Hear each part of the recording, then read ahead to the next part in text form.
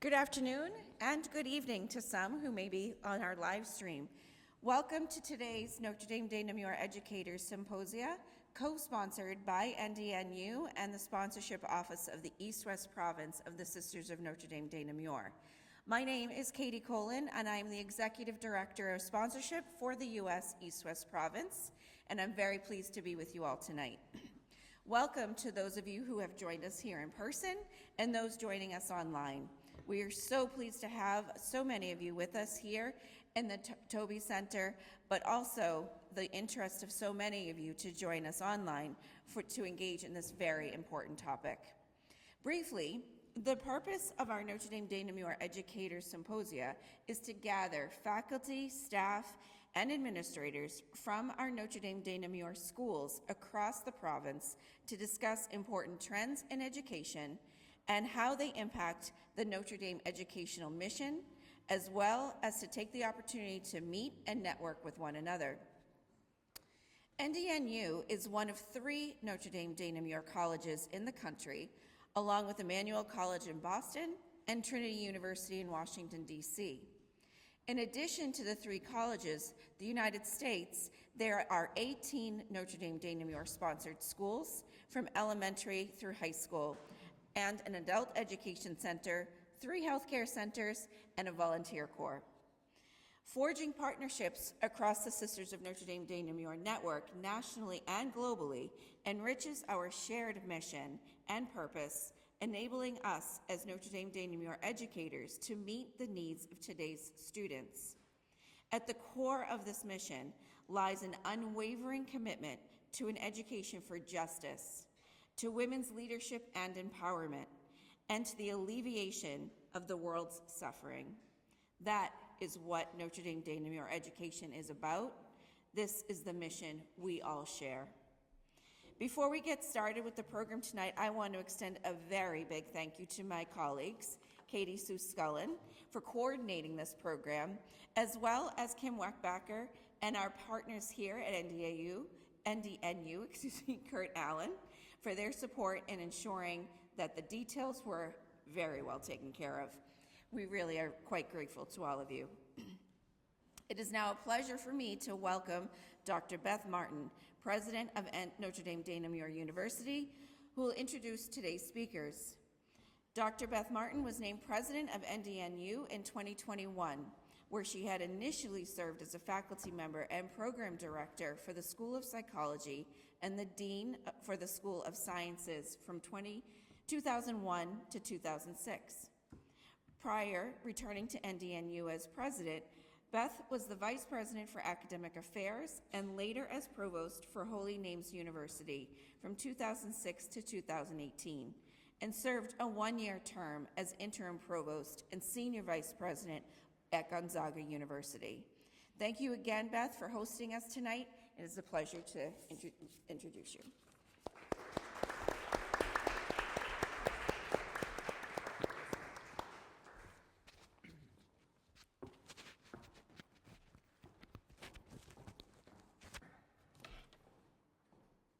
Good afternoon, everybody.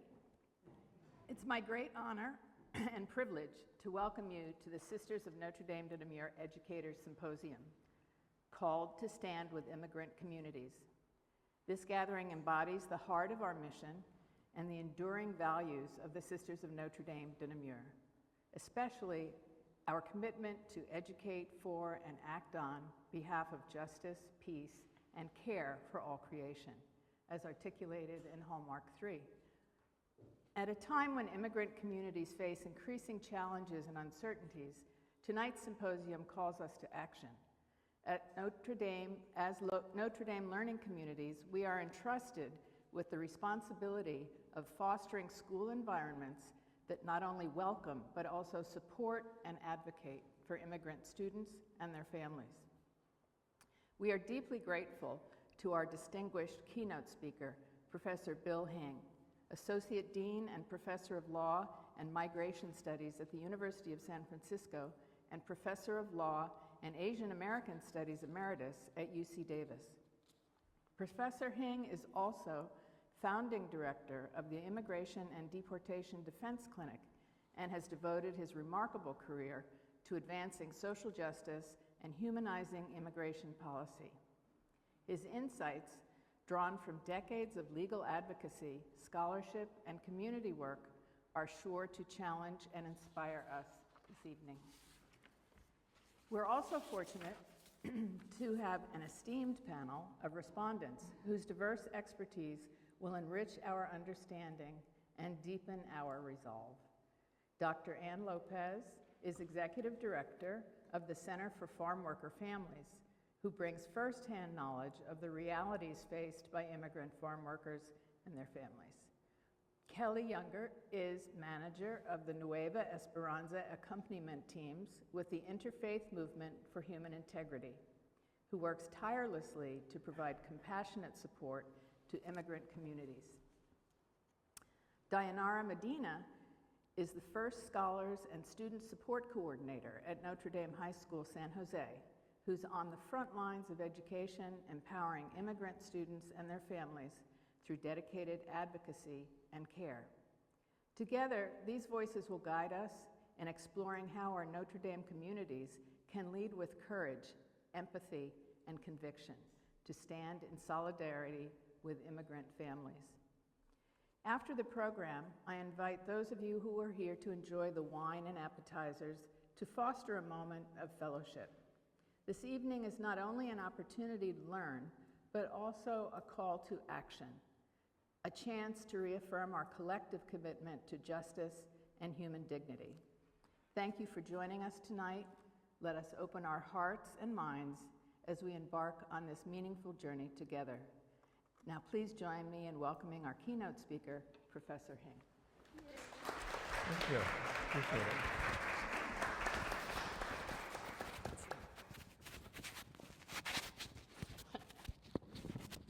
There we go.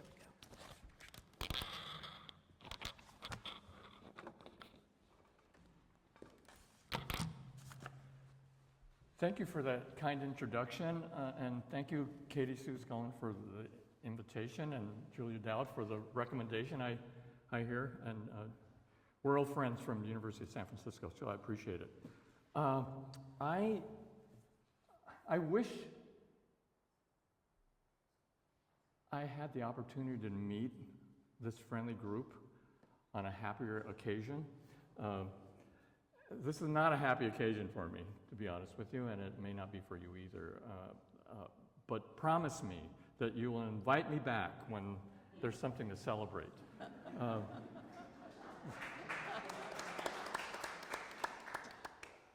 I was, about 3 hours ago or so, I was speaking to a room, similar size, similar number of people. It was the San Francisco police chief and his command staff, reminding them about their duties and responsibilities under San Francisco Sanctuary Ordinance. And the good thing is that most of them are on board and they understand the purpose of sanctuary by their technical definition.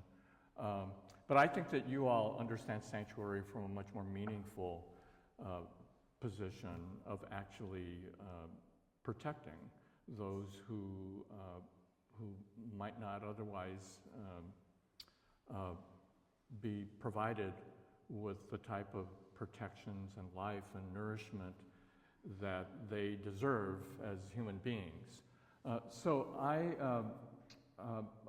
And the other thing I'm reminded of, and the president reminded me of this in her remarks, is that this is actually, I'll be honest with you, I have to keep reminding myself of this.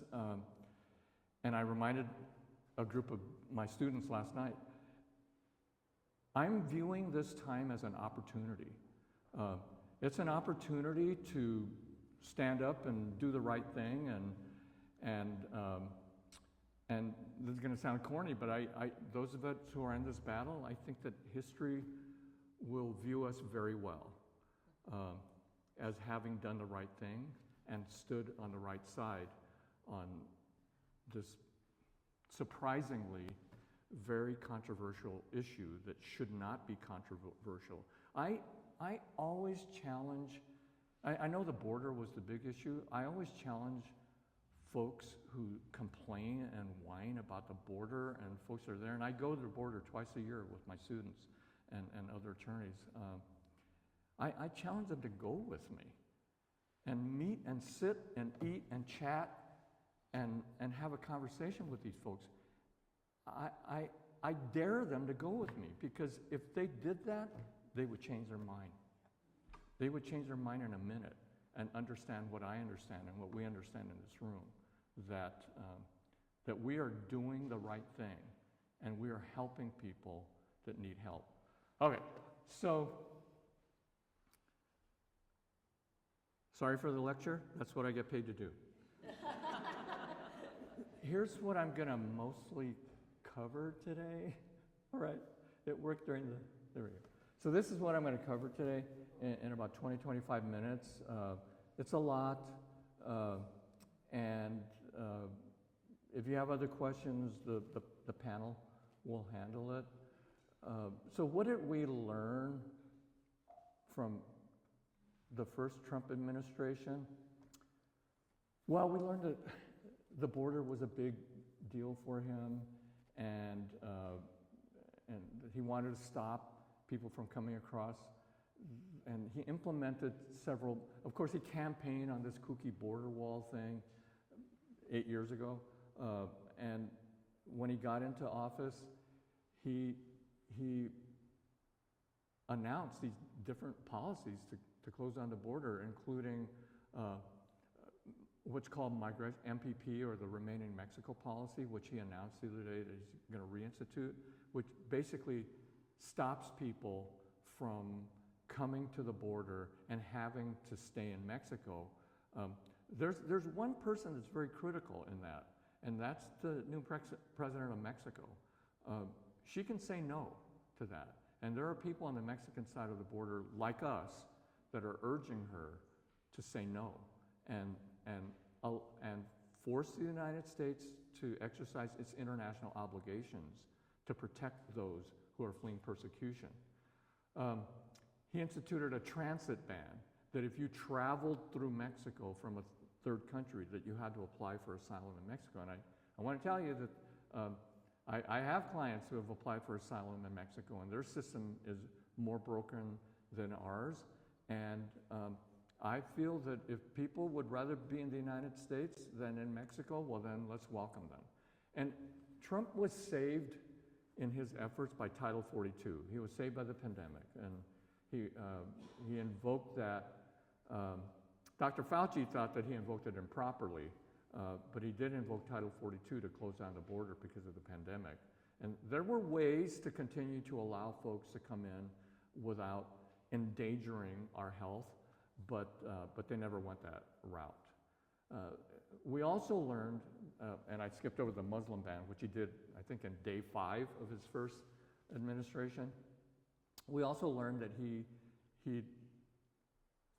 I want to say that he doesn't like DACA, and I guess I'll stand by that.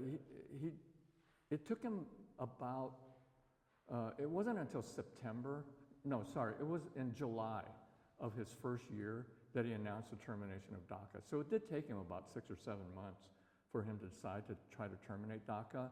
And fast forward, the Supreme Court 2.5 years later, in June of 2020, the Supreme Court told him, yes, you can terminate DACA, but you have to follow procedure. So you have to go back to the drawing board. Well, he didn't go back to the drawing board. It was in the middle of the re-election campaign. And so he never did terminate DACA. But now he knows how.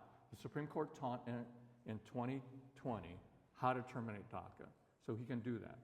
Temporary protected status are for those that are lucky enough to be in the United States at a time when something like a hurricane or civil disorder takes place in that country. If they're here already, the president has the authority to grant temporary protected status. It does not allow new people to come in to take advantage of that status. You have to be here already at the time of the announcement of TPS. And President Biden, just in his last couple days in office, he extended his TPS announcements for several countries, including Sudan and El Salvadorans who were here before 2000. So Trump also issued harsher asylum standards. His attorney generals, and he had two of them, they each issued two kooky precedent decisions that govern all immigration judges. One decision disdained asylum based on domestic violence. In my clinic at USF, we have over 450 cases. And I want to tell you about a third, or at least a third of them, it's women who are fleeing domestic violence. And we have had a great deal of success with that. But Trump, when he was in office, he had a decision instructing immigration judges to not grant asylum if the claim is based on domestic violence. Fortunately, for now, we live in a part of the country called the Ninth Circuit Federal Court of Appeals, where that case law rules, and we still have a chance. That chance will dwindle as Trump appoints new judges to the Ninth Circuit. I've been doing this work for 50 years, okay? In every administration that has been in power, except for Trump 1, we always had access to the administration. We could always go in and talk and reason with them about how they implemented laws, how they chose their enforcement priorities. We could have discussions with those in the executive branch, Democrats and Republicans.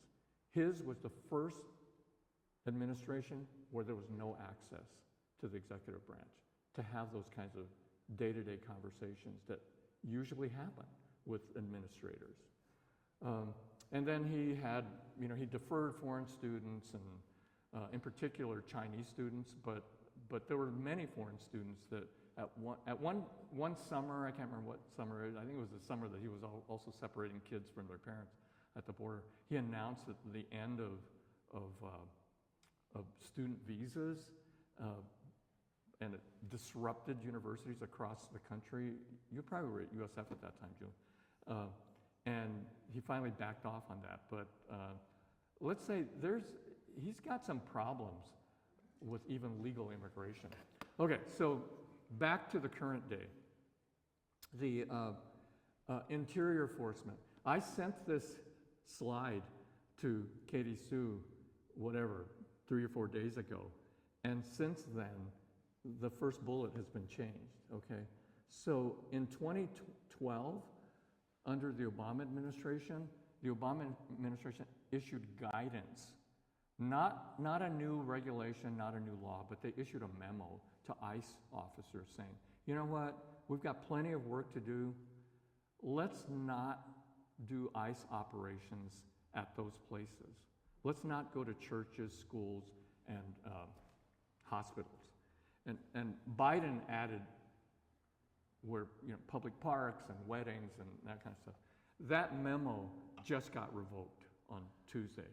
And so that means that current ICE officials would not be violating any internal policies if they decided to come on campus here, or if they decided to go to a public school. And even before this happened, but even more now, we're getting calls from parents who are afraid to send their kids to school. We know of parents who are afraid to go to work. That's very much part of their strategy, and canceling that memo, I think, is consistent with that strategy of fear. Will they do workplace and residential enforcement? Yes, they will. Even here in Northern California, they will. ICE has lists of folks who have not shown up for their hearings. ICE has lists of folks who have been convicted of crimes that render them deportable, and it's very easy for them to just go to those addresses. And how they operate when they show up at the workplace or at the apartment building will depend on that individual ICE officer or that team. Some ICE officers will just focus on that one person. They usually don't have warrants, which is a lazy way for them. But they'll go and they'll ask for that person's name. And that's all they'll concentrate on. And then other officers who enjoy intimidating people will start asking other people of color in the building what their status is, okay? And so there's rapid response networks throughout the Bay Area. And I know Kelly plays a big role in part of that, I'm sure. We hear, there's so many false alarms that are being called in, but every once in a while, there's a real one. And so in the Bay Area, there will be a volunteer attorney that shows up within a few hours to try to do something. But even under Biden, ICE has shipped those people who have been arrested away from the Bay Area very, very quickly. And so it used to be we could go down to Sansom Street in the financial district and try to block somebody from being sent to a prison in Colorado or something. But they're moving people very quickly now. Agricultural areas, which Ann is very familiar with. Listen, they did an agricultural action in Bakersfield in Kern County even before inauguration, and it was verified. It was an ICE operation. It was somewhat targeted, but they did question more people that were on their list because of their promise to do this mass deportation, and we can answer questions about that later on. Detention is going to increase, and more bad news. Yesterday, Congress, and I can't believe how many Democrats supported this, passed a law, Lincoln Riley, that's named after, unfortunately, a woman who was the victim of a crime.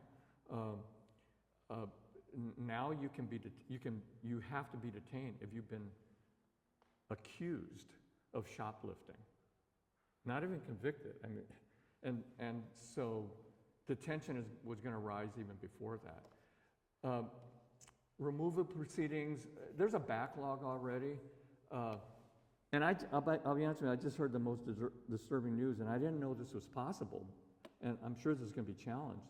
But the chief immigration judge in San Francisco, who was, I would say, moderate, her name is Elizabeth Young.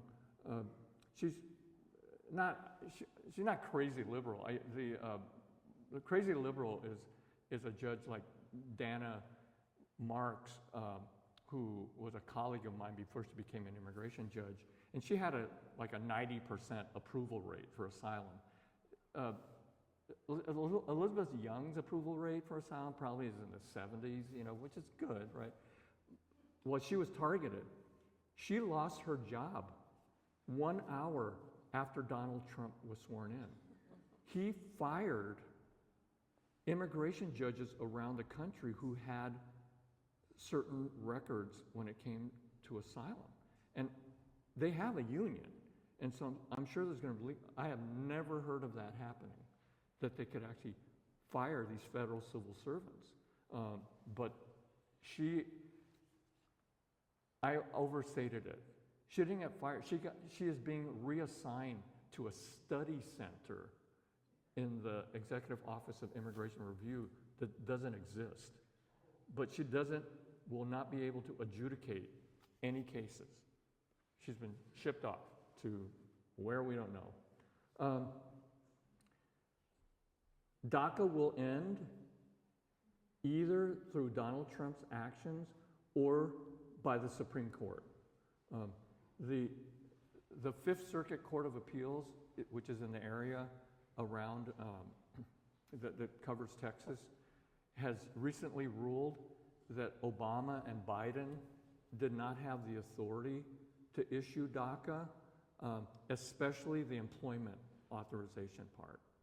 So that's been ruled improper by a federal court of appeals.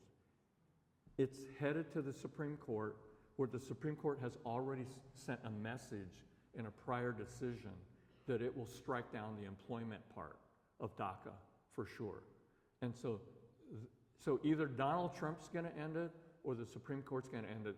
It's on track now. The Supreme Court case, the case to reach the Supreme Court is probably not on track. It's probably on track now for a decision in June of 2026, okay?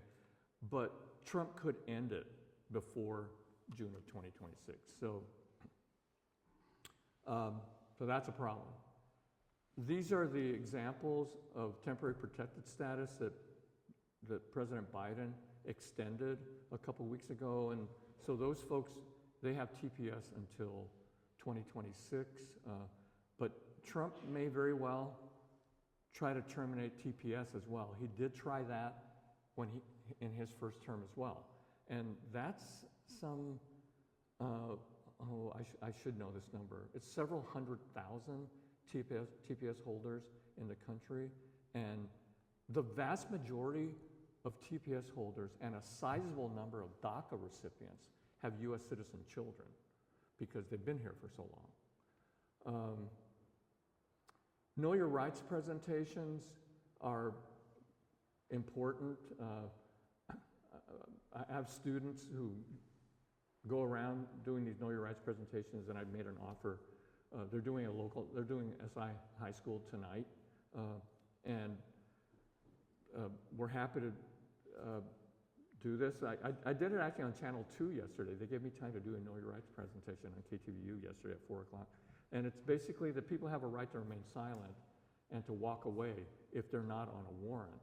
And there's these red cards that you can order for free, and it's costing an organization that I helped to found, the Immigrant Legal Resource Center, it's costing them, the new order that came in is going to cost them $500,000 to print up these red cards.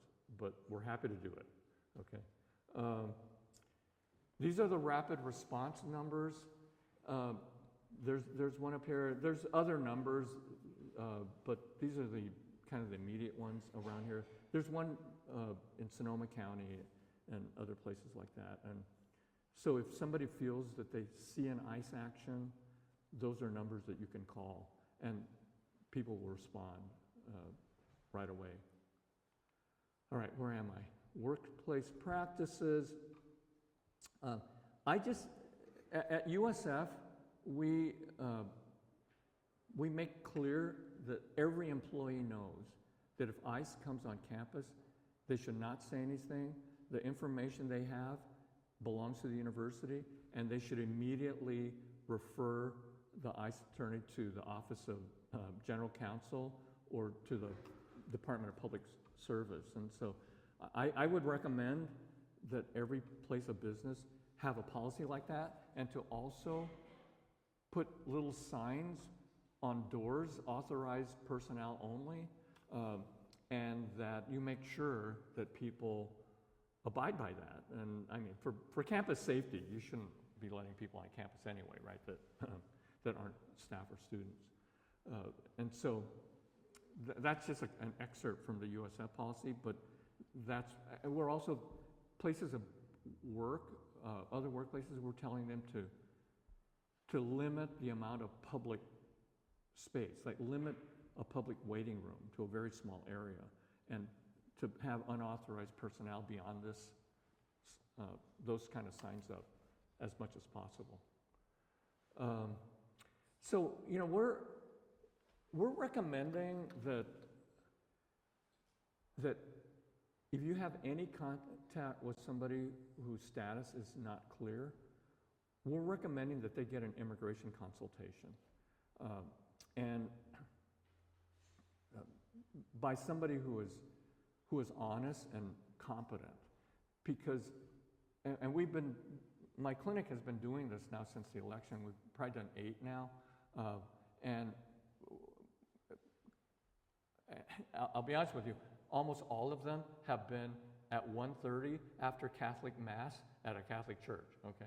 And we have big audiences, and we can't accept everybody's case, but we can tell them what's possible and what might not be possible. So we'll give them a free consultation, and we'll give them some referrals to some agencies in the area.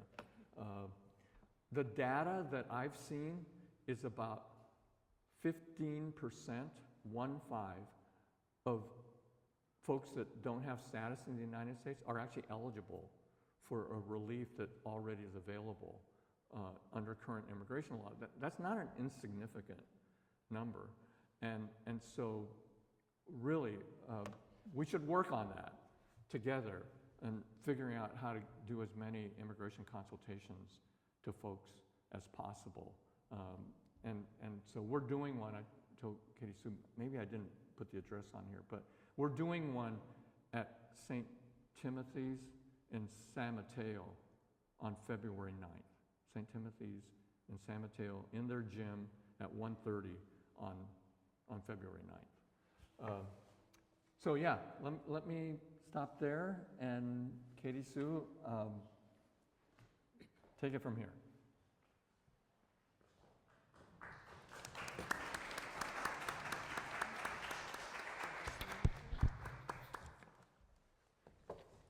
Thank you, Bill, for breaking this open for us. I'm sure there are a lot of questions already, and if those have bubbled up for you, please make note of those. We have pens and paper if you need them at the tables. Those of you joining us online, you can send those into the chat. But before we get to questions, I'll ask our panelists here to share a little bit about themselves, the really important work that they do, and respond to, make any comments. So we'll begin with Dr. Ann Lopez. Thank you. Thank you all for coming. I'm delighted to be here with you. What are we doing here? Just make sure we can hear you. Okay. Is that better? Just eat the microphone. Hello? Scoot up a little bit. That's good? Okay. Oh, yeah. Now I hear it.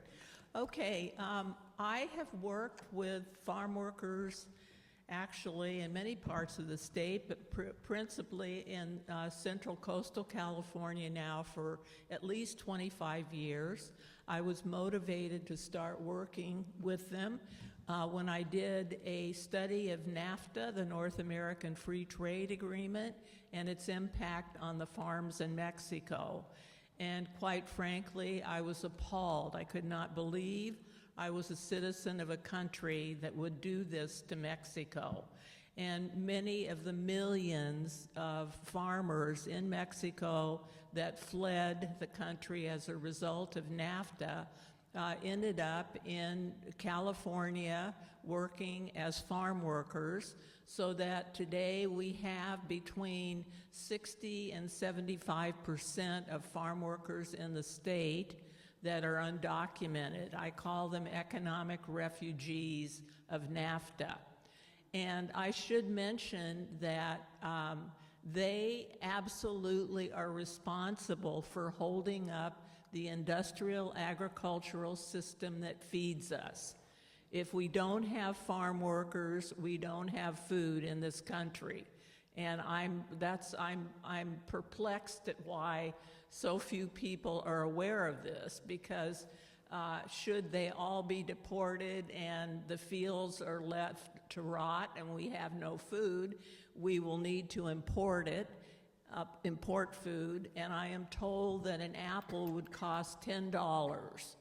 So if people are complaining about grocery bills now, just imagine what it'll be like if we have no farm workers to work in industrial agriculture. What I have learned sort of fits into three categories. One is the issue of pesticides. Another is the issue of fear of deportation. And beyond that, just poverty, horrible poverty that they're in. So I'll start with a discussion just briefly of pesticides. I have met many farm workers and families, and it seems that almost every farm worker family I meet has at least one child that has some kind of cancer, typically leukemia, and many children going to Stanford to get treatment. Brain cancer, bone cancer, learning disabilities, ADHD, autism. These are just normalized. If this was going on in a community, in a wealthy white community, there would be a huge uproar. There would be legal challenges, all kinds of things to stop it. But in Watsonville area, people just figure that's how it's going to, fall into place. And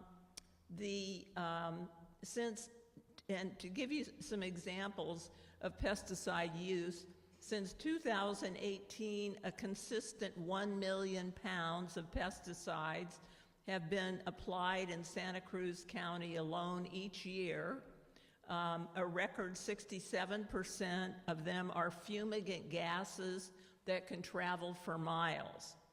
98.5% of pesticides associated with childhood leukemia, and 95.2% of pesticides tied to childhood brain cancer were applied in the Watsonville area alone. Compared to any other county in the state, Monterey County has the higher percentage of schools and students in areas with the greatest pesticide use, affecting 29 schools and 18,525 students. Monterey County ranches and farms applied over 2 million pounds of chlorpicrin, which is a toxic air contaminant, and over 700,000 pounds of 1,3-dichloropropene, a carcinogen, and 2 highly restricted pesticides. Metamsodium is the 3rd most commonly used fumigant. It's a toxic air contaminant, a carcinogen, and a reproductive and developmental toxin. So you can imagine, for instance, 1,3-dichloropropene can travel at least 7 miles. That's all of Watsonville. So if you're living in Watsonville and you have your windows open in the summer, then you're bound to be impacted, because if it's being sprayed anywhere, it goes everywhere and can go right through the window into your house. The lifetime cancer risk at Ohlone Elementary School continues to be more than twice the Office of Environmental Health Hazard Assessments threshold when averaged over the 11-year period available from 2012 to 2022. And in general, Latino school children are 3.2 times more likely than white students to attend schools with the highest use of hazardous pesticides. The disparity is most notable in the Pajaro Valley. Talone, or 1,3-dichloropropene, has been banned in 34 countries. Why isn't it banned here? So this is a classic textbook example of environmental racism. This would never happen in a predominantly white society.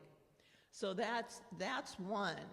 The other is fear of immigration. With so many farm workers with no papers, undocumented, they live in constant and unremitting fear of deportation.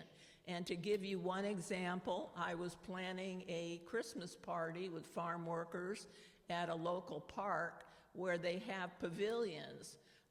They have roofs and the sides of the pavilions are open with tables underneath.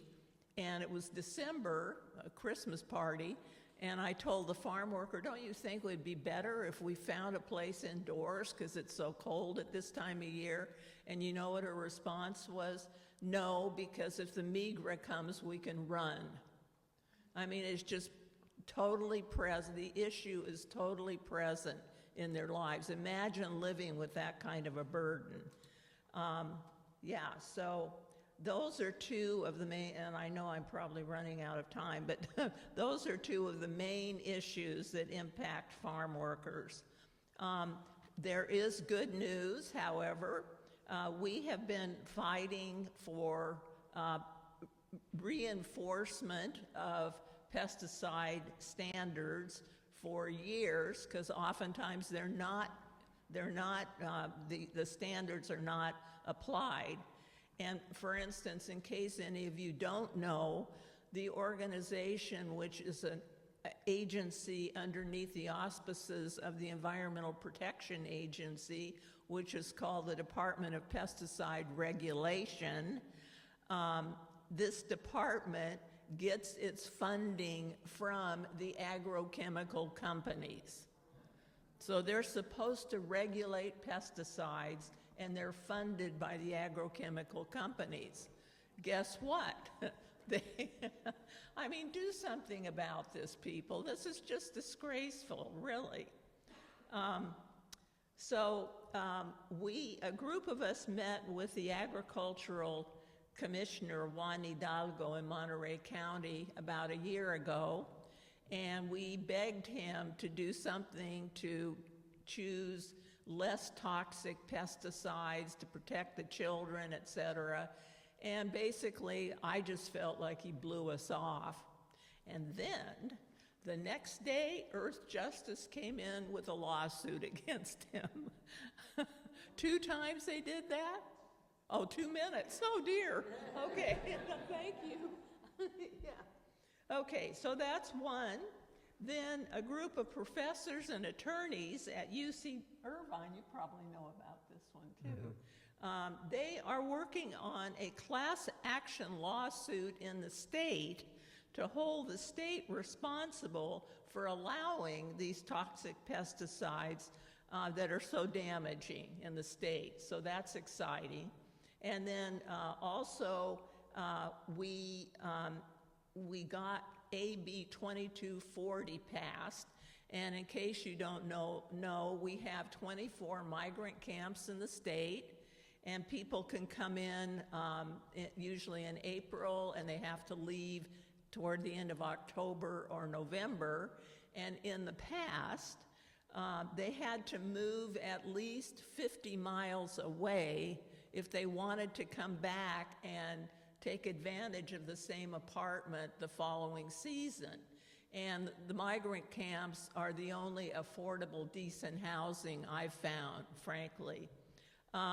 So that means that they have to pack up their family, pack up their children, take them to another school, have them in another school, and so their education is completely disrupted, which guarantees the next generation of farm workers.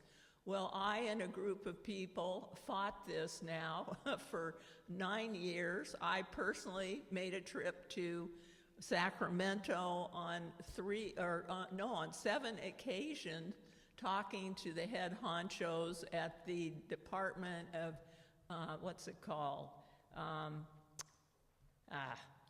I'm blanking here, but... It is the Department of Agriculture, I think, no? No, it's community development. I forgot. Anyway, I asked them on those occasions, what is the purpose of the 50-mile regulation? Why do we have this?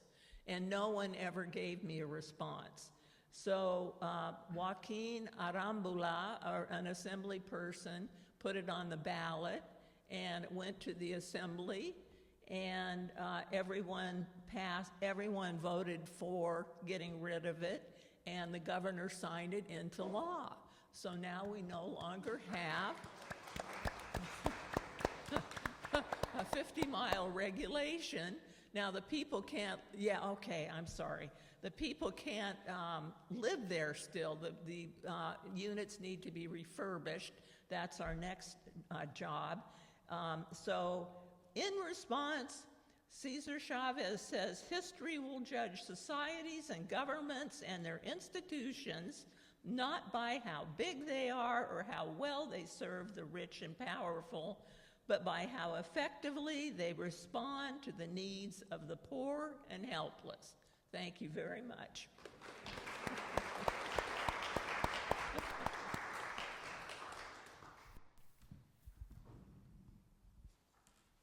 Good afternoon. It is truly an honor to be here today, sharing my perspective as a first-generation college student.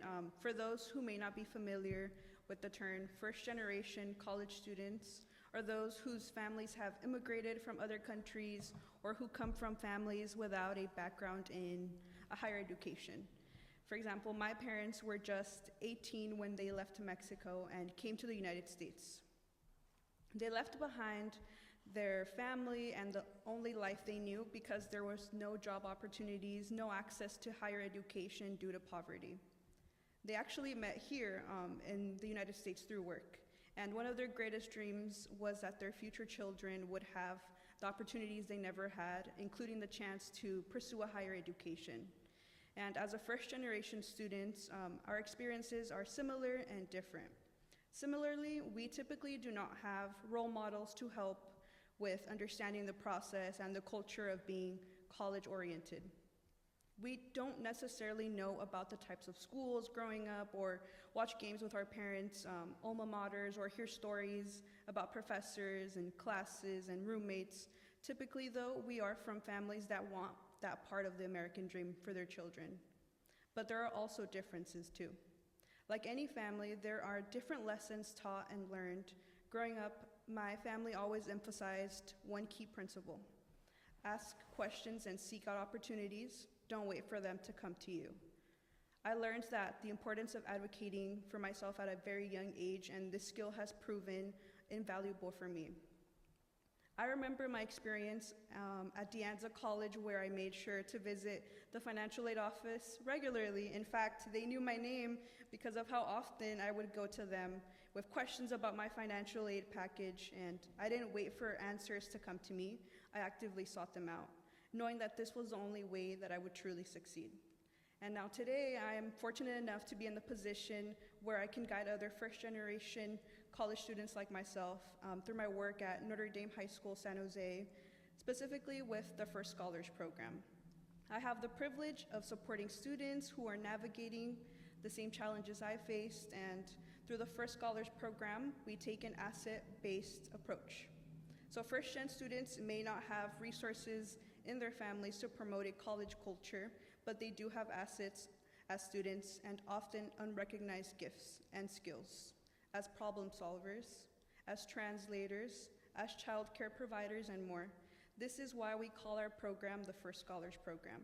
The program offers continuous support all 4 years of high school. Starting in freshman year, students receive integrated support through a bi-weekly class called First Seminar. This class is designed to help students transition from middle school to high school, equipping them with tools that they need to adapt in a new academic environment, and they build their personal toolbox for success and develop a cohort of peers who share their experience.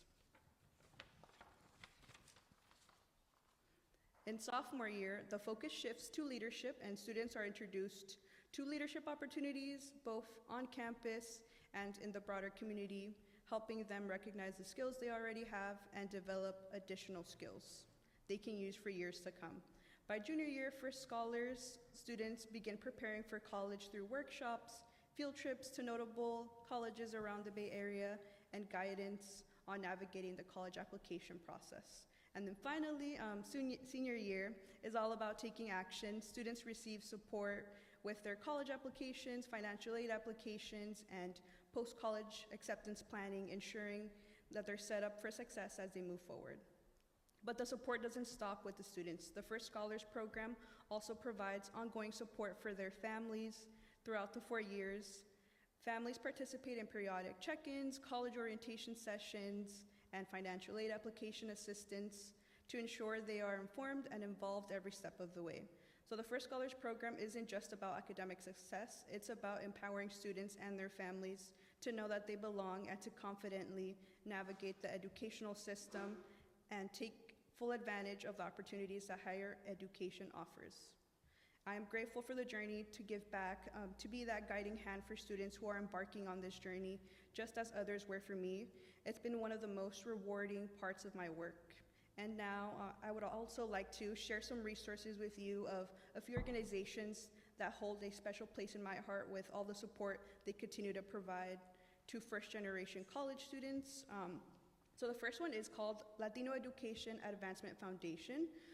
This organization, they try to improve economic outcomes for currently socioeconomically disadvantaged Latinx students and other students of color by providing support services and advocacy through higher education attainment and career mobility, and to accomplish such predominantly in the east of San Jose.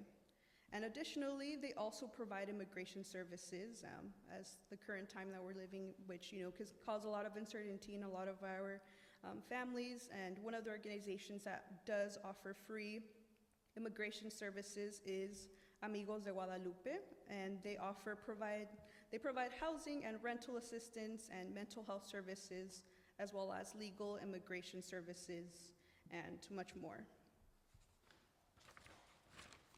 And lastly, there is Siren as well. Siren is a vehicle for low-income immigrants and refugees in California to be their own agents for change. They do this through community education and organizing, leadership development, legal services, policy advocacy, and civic engagement.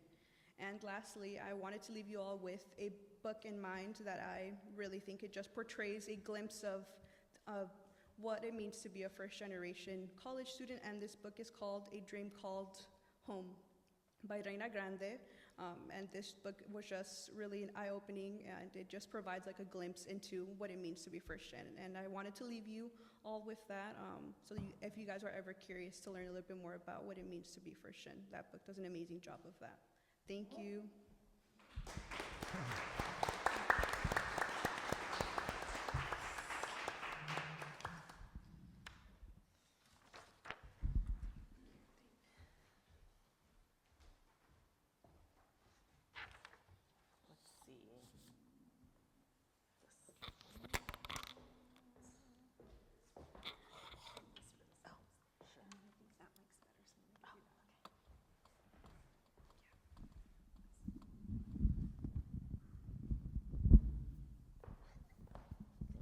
Hello, everybody.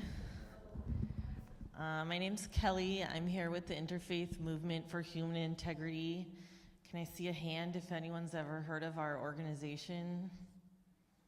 Okay, I'm impressed. 3 people, 4 people.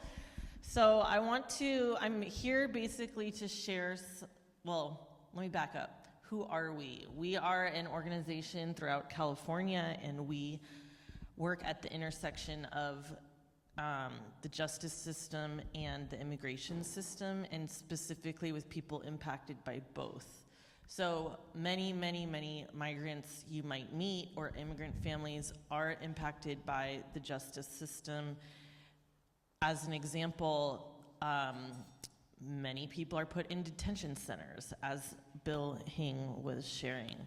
So there's ways that we don't see that your everyday person that we may meet is impacted by the justice system. So I'm here to tell you a little more about our community organizing and what we do and how we might invite you all as educators, as administrators, to engage yourselves and also to engage students in this type of immigrant justice work. I have my own thing. So we are an interfaith organization, and what this means is that we are bringing together people of different faith backgrounds or of no faith backgrounds on the shared principles of believing that every person is sacred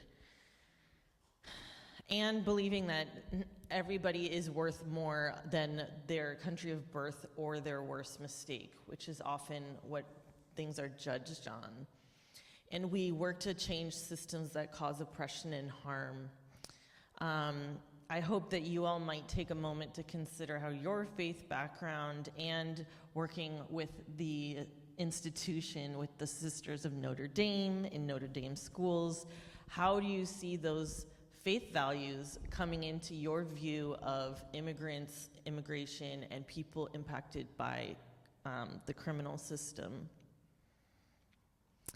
So some of the work we do, and let me just tell you, the reason I'm sharing all of these things is to give a general idea, because people of all ages and all backgrounds can get involved. Some opportunities make more sense for different age groups or different skills, but I'm gonna just speak generally, and then at the end, I'd love to just, if you guys are hearing me, if you get any ideas for how you might engage your students or your schools, that's what I'm hoping for, that this sparks a little light that you might follow. And at the end, I did break it down by age group and that sort of thing, but for now it's just general. So we do what we call accompaniment. I'm a social worker, so in the social work world, we call it case management. And what the difference is that accompaniment is anybody accompanying someone who recently arrived here. You don't have to be a professional, you don't have to be a social worker, you don't have to do quote unquote case management. But what you're doing is you're bringing together teams of volunteers and you're joining together to offer this person or family community. Often people who just got here, can be very healing to be welcomed, because as Anne was sharing, fear is what dominates. And if you have a trusted group of people who can show you the way and listen to what you're asking for and guide you, it makes all the difference. So for example, if someone just got here and they're saying, I need to go to a doctor, who are they going to ask? You can be the person who tells them where the local clinic is. You can be the person who gives them a ride. You can be the person who tells them what Medi-Cal is and where to go for it, or just reassure them that they have the right to health care. You don't need to be afraid to go to a doctor. And likewise, someone's asking for food. Where's the local food pantry? How do I get WIC? This is information that we can all share with our brothers and sisters, and we can learn along the way. We don't have to have all the answers. And this picture, this is actually of Angel, who's Venezuelan, and he was one of the first people we met who crossed the Darien Gap, and he actually lost a child on his way here, and we then welcomed him to Marin. You see some volunteers there who were part of his accompaniment team. And we then applied to bring his children, and his son is now here with him. So it can really make a difference. We also have a new pro se deportation defense program. So pro se defense means you're defending yourselves. We don't have enough lawyers.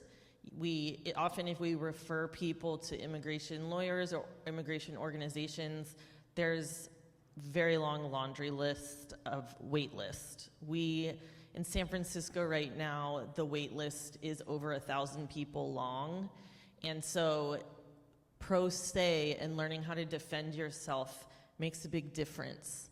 And anyone, again, you don't have to be a lawyer, you don't have to have legal skills, you can proofread people's applications to see if there's any spelling errors, to see if any boxes weren't checked off, to see if the translations make sense. If you're a native, well, you don't have to be a native English speaker, but you don't have to speak 2 languages to say if something makes sense in English. You can be an English speaker only. And you can also just offer technical support, helping people get the computers open if they go to a clinic, being there to answer questions and look up what certain terminology means for them. So this is Pablo. He was actually here earlier. Some of you might have seen him, but he was also one of our clients, and he was a lawyer in Nicaragua, and he actually represented himself in his own asylum case. And since then, has done that voluntarily with us for many, many years, preparing people to represent themselves. And we just got some funding to hire him to do that, so he doesn't have to be a volunteer. So that's exciting. We also have a program, you may or may not know that for the larger region, you might know how much miles radius, but there's only been one immigration court for a very long time in San Francisco. And in June, they opened a new immigration court in Concord. So we're actually training volunteers to go to the court and just be a welcome, again, provide welcome. There are no other courts in the country where anyone welcomes someone to the court. Instead, people show up and they're terrified and they don't know where to go, and having to enter the building and go through the building security is very scary. There's no one to ask questions if they didn't understand the judge. So anyone can volunteer and be trained to give them a resource packet, to smile and say you're here for them, and then we can actually connect them to attorneys of the day so that they can get that legal help. And more than anything, what we really are promoting is, these are all concrete opportunities, but it's an attitude of sanctuary and sanctuary for all. And the way that we're doing that is trying to, it's the power of community. When you're in isolation is when you're the most vulnerable, and when you have other people with and around you that you know are there for you is when you can feel safer. There's concrete ways to prepare people in the case that they were to need sanctuary, which would mean refuge and protection. Bill talked about Know Your Rights workshops, and there's papers on your tables that have a little picture of a red card. I really encourage you to print out some of those red cards and have them available to give people, because if people know that they don't have to talk to an ICE officer, that makes all the difference. It's empowering people, kind of like pro se legal work. It's having people know, no, actually you don't have to have found a lawyer, which is almost impossible, to be safe.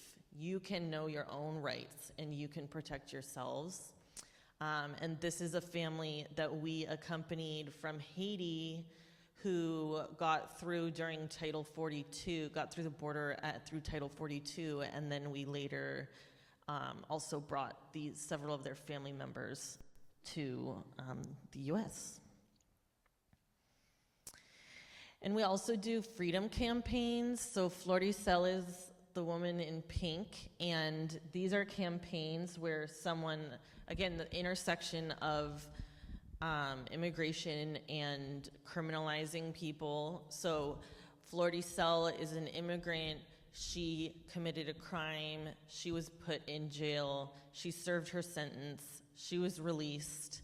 And the moment that she was released, ICE swooped in and interrupted before she could see her family and put her on the deportation list and in detention, which we like to say we don't support double punishment. She did her time. Why take her away from her whole family? And anyone can join a freedom campaign. There's toolkits and there's scripts that you can call your local government people or higher up government people and say you want her pardoned. You can you can write letters and send them in, because this makes a real difference to show government officials this person is a human with human connections, people who care about them, and that are not a danger to society makes a huge difference. And this is another person that we are supporting for his freedom campaign, Lam.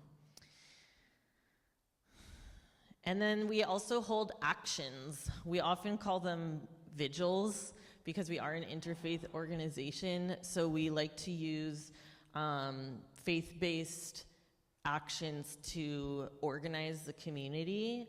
So, for example, we will meet outside of the ICE office in San Francisco and bring in culture, music, art, but more than anything, solidarity, and try to get ice out of California.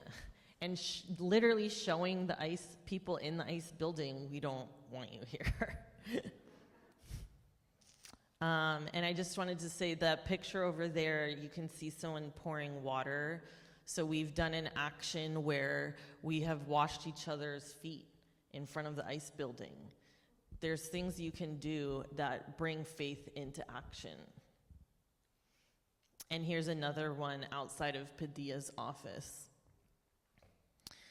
So these are a lot of things that you might be hearing about and thinking, okay, whoop-de-woo, great, that's you guys do all of those things. But what I want to point out is, again, like the point of this symposium is to see how you can bring this into your realms. And these are some ways I kind of broke it down, thinking about people groups. So for administration and adults, one huge piece that you can do is just speak up as an educator, because educators are considered neutral voices, so people actually listen to you. So if you speak out publicly and share what you're seeing, for example, are you seeing your students afraid to come to school? Are you, what are the families saying to you? Sharing those stories, you will be heard.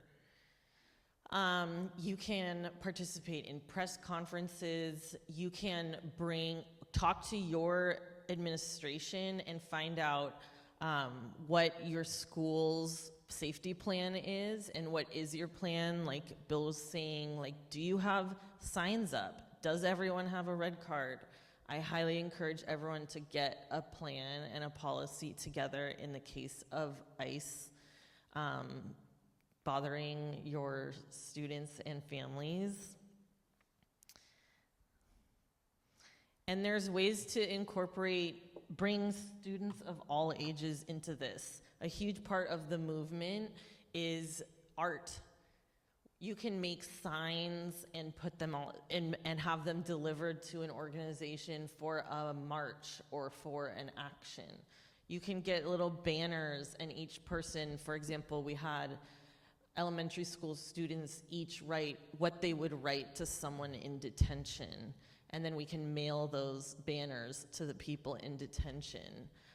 You could have a pen pal, someone in detention. So music, we came up with our own marching interfaith song. You can come up with your own songs too. And as Dayanara was saying, her program is one example of what students of all ages can participate in. And there's different ways to have that. At her school, it's called one thing. At another school, it might be called another. But the point is to have these programs in place, including clubs. It doesn't have to be something with a funded position. It can be a dreamers club. It can be a newcomers club. It can be a cultural club.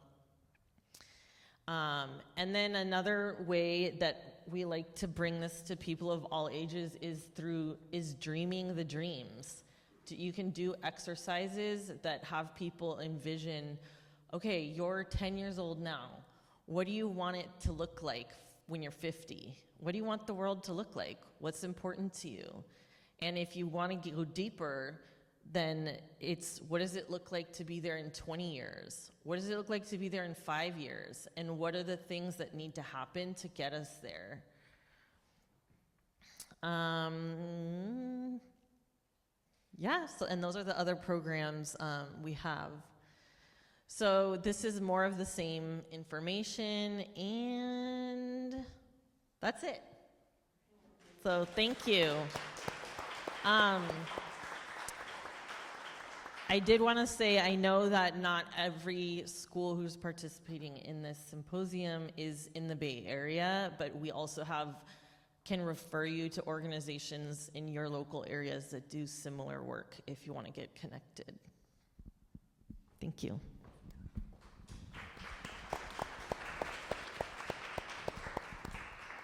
At this time, we welcome any questions you might have, either online or those of you who are in the room. We'll start with any questions that have been submitted in the chat. If I'll bring this mic over to you, and then we'll move.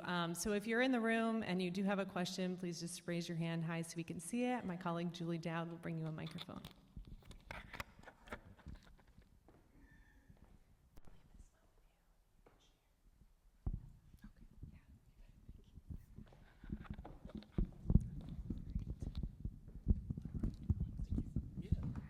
All right, so we did have one question from online. There we go. They're wondering if the red cards are available in bulk anywhere instead of printing them themselves. The red cards? Correct. Yeah, they can go online, the Immigrant Legal Resource Center, and order them, or there is an option where you can print them yourselves. Okay. Yeah, there's two ways of doing it. I mean, obviously, if you print it yourself, you can do it faster, because there's definitely a backlog in the orders.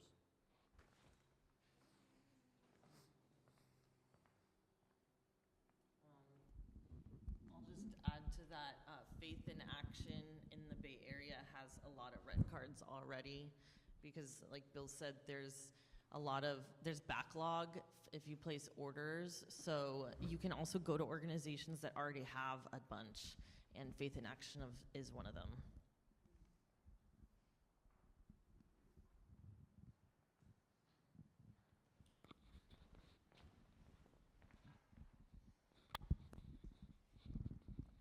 Kelly.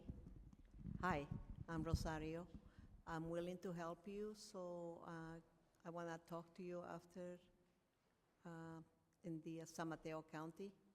And I retired from the San Mateo County, and we can help each other. Great. Okay?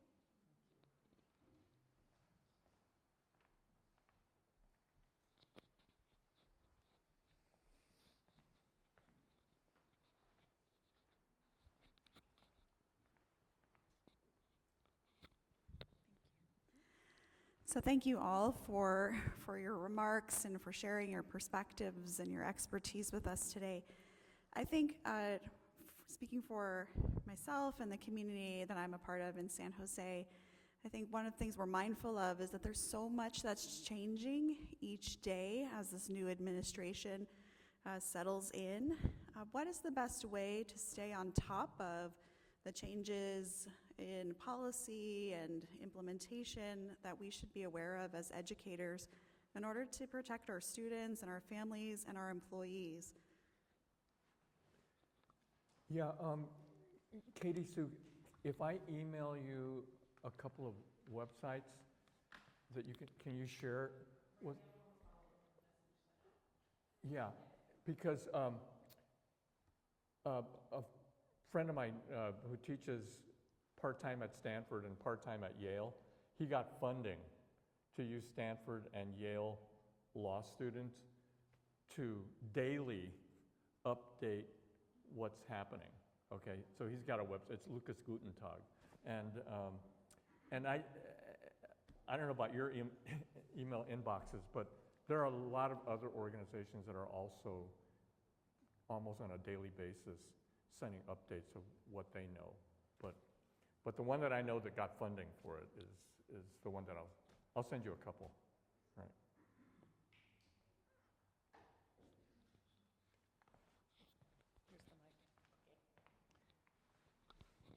Hi, I'm just thinking, was on faculty here, now serve as interim dean for the School of Education. And I was thinking back sometime, I had a student in my classes, a credential student who came from an undocumented background and somehow was able to work his way, became a para, worked in Oakland, and now was in the teaching credentialing program to become a teacher. And he was one of my first cohorts under this teaching performance assessment, and he did beautifully. And I was so proud of him, and especially of his journey where he got. So my question, in a long-winded way, is I'm hearing the kind of the stories of support of to help our friends where they're at now, and I'm just wondering, is there also what you guys are doing in support in going to the future, like job training or things that will get them into these dreams, getting a college education, getting an advanced degree, come help, like for example, in education, we have a huge teacher shortage, and a lot of those immigrants are excellent teachers, and they're would be highly prized. Is there a way we can kind of make that pathway happen? I'm just kind of thinking out loud.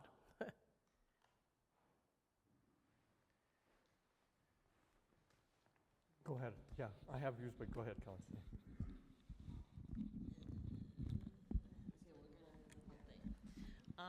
I don't have a clear pathway, but I will say in my experience with accompaniment teams and with younger people who are undocumented, the biggest difference, you can make such a big difference with tiny little steps that we may all take for granted. For example, just hearing someone's educational goals and valuing them, and connecting them to opportunities out there, like connecting them to their guidance counselor, connecting them with other students that are also in the same boat. And the reason I say that is because so many students are discouraged just from the get-go. Many students learn they're undocumented in the process of late high school, of finding out that they don't qualify for FAFSA when they're trying to apply for college because their parents never told them they were undocumented. So little tiny things like letting them know in California, there's the DREAM Act. Like, there are options for you. It's not a dead end if you are undocumented. I think giving people that message makes a huge difference.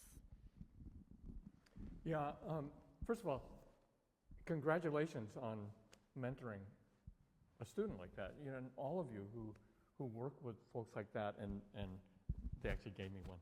So, congratulations to all of you for working and inspiring great students. I'm sure it's not that difficult for you to think of somebody whose life you affected in a positive way, and that's the luxury of being educators, right? The one organization that you should check out their website is Immigrants Rising. They used to be called Educators for Fair Consideration. And they started out around, I want to say 2010 or something like that, mostly providing scholarships for dreamers. And they now have some legal services. Now they have a special grant that they're working with Cornell Immigration Clinic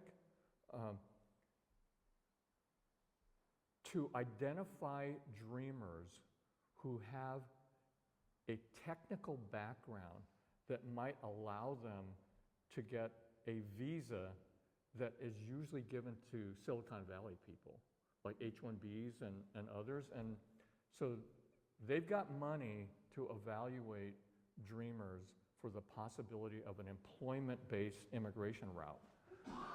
Otherwise, most of the DACA recipients and dreamers that I know, they had to do two things, okay? If they were from Mexico, and it turns out that half of DACA recipients are Mexican, if they were from Mexico, they probably entered without inspection. And so what we were advising them to do is to get something called advance parole, which was permission to leave and return in advance. And without getting into technical reasons, that magically resolves a problem by getting that advance parole, because then and this happens a lot, although it's got to be legitimate. If they marry a United States citizen, they can actually complete their paperwork in the United States without having to leave again. And the danger with leaving again is that you're subject to something called the 10-year bar if you were unlawful in the United States for at least 1 year, and most of them have been unlawful for at least 1 year. And so, we were furiously up until this whole past year encouraging advanced parole. The USF, we took 20 people at a time to go to Mexico on advanced parole to set them up for this. And we're not so sure that the Trump administration is going to grant advanced parole anymore. And so, otherwise, if you're undocumented and you entered without inspection and you did not do advanced parole and you married a U.S. citizen, you can't complete your paperwork here. You do not automatically get a green card. And so that's one of the technical problems with the law. And that law is directly an attack on Mexicans. It's got historical basis in that requirement. So I know I got real technical there, but I agree with Kelly 100% that people should take advantage still. California's still not going to charge out-of-state tuition for people that are undocumented, who have graduated from high school here. So you can at least get a college education, but the employment part is a challenge. There's, again, on the website of Immigrants Rising, there's a whole explainer on setting up your own company and being an independent contractor rather than having to do the I-9 form rather than do employment. You can set up, for some people it works, independent contractor, it works, because you can do that without violating any federal law. Yeah.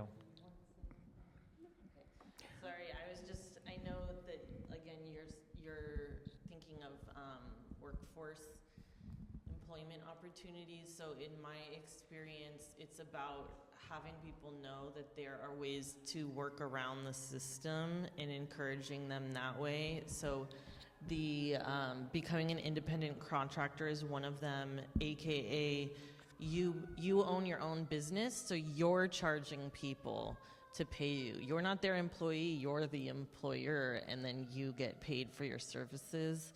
And then another one that some people have used is getting paid in alternate forms of payment, like gift cards instead of cash, or money in that way.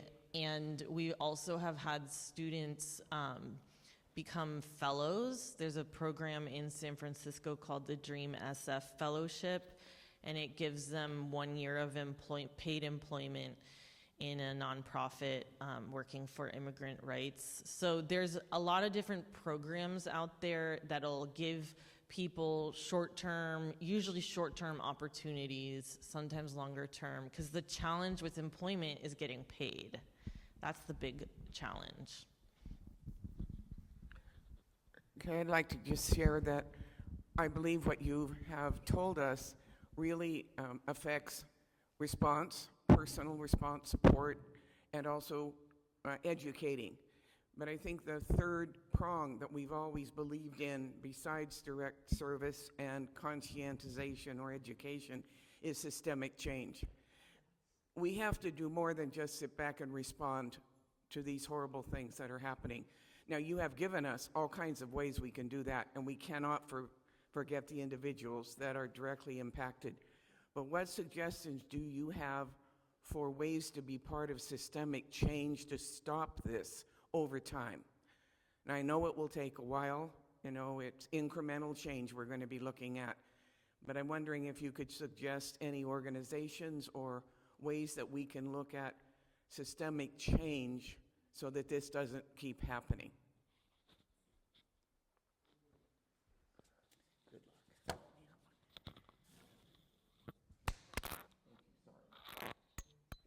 I want to hear people's, I need the instruction, okay, because I want to hear the idea. I don't know if Reverend Deb shared this with you, Kelly, but she and I were contacted by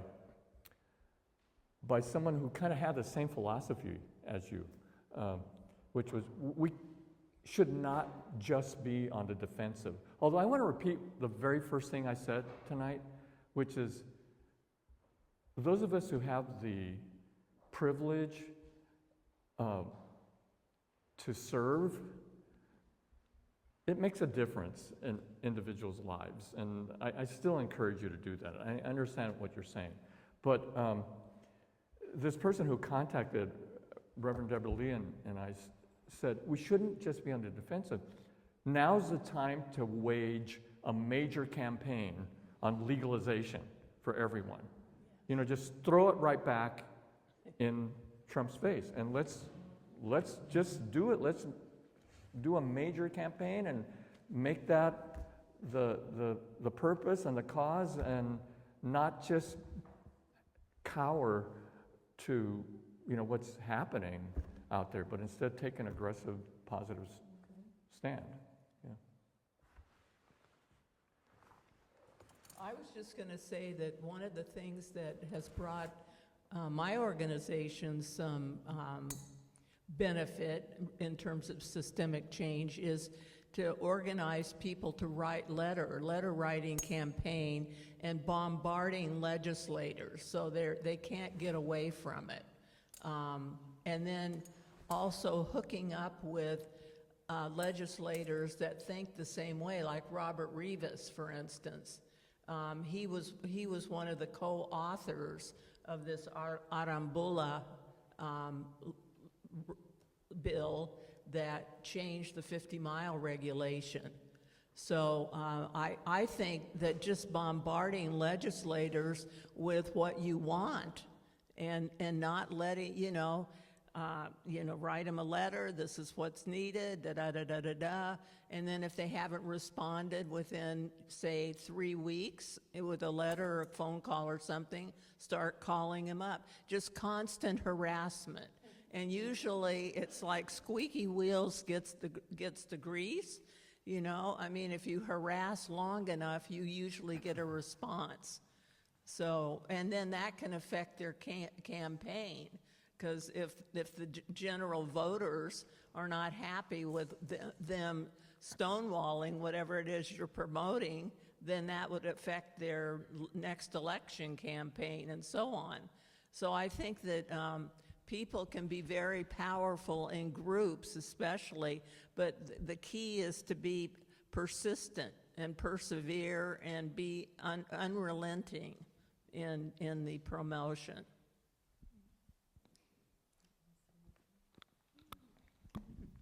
Oh, I still have some comments, sorry. Yes, actually this reminds me, I don't remember the exact term you used, but when we first got on a call to organize this, you said, I think, be a troublemaker. And it really is true. I'm gonna move my slides back a slide, because when you think of typical systems change, it's through organizing.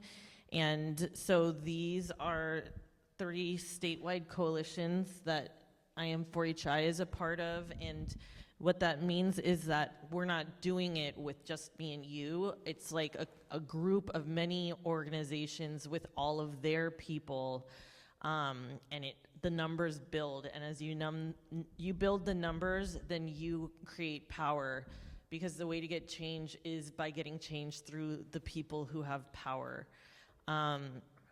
And that's why it's so important to go to legislatures and to write these letters, because ultimately we can all feel futile sometimes doing things like one-on-one conversations or going to a march, but if we get it in front of the people with power, then they have the power to change it.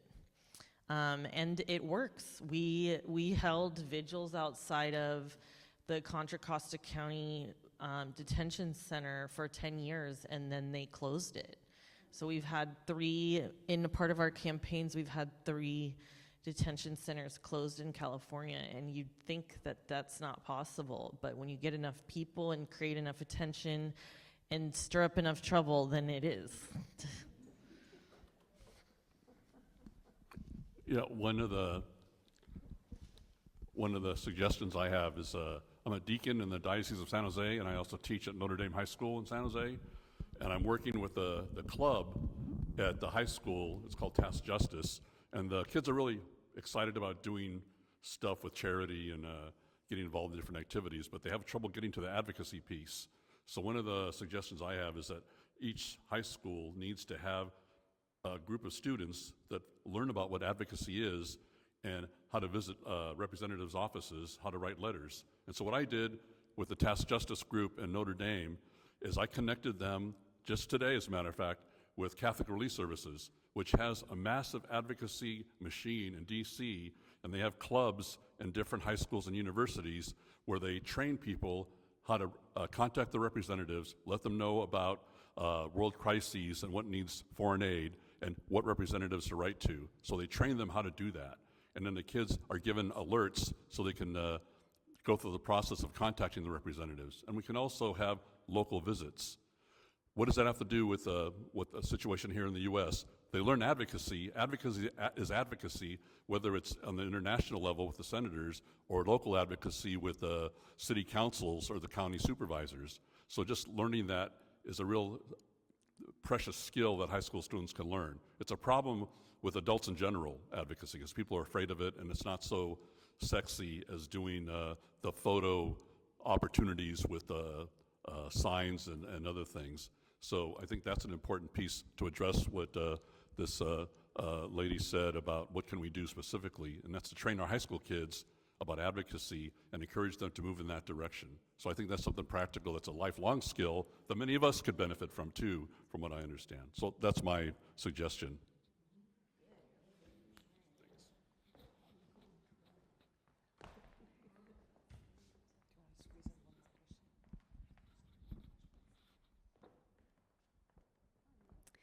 Thank you for your questions. Our speakers will be available for further conversation in the back where the tables are. Please help yourself to some refreshments.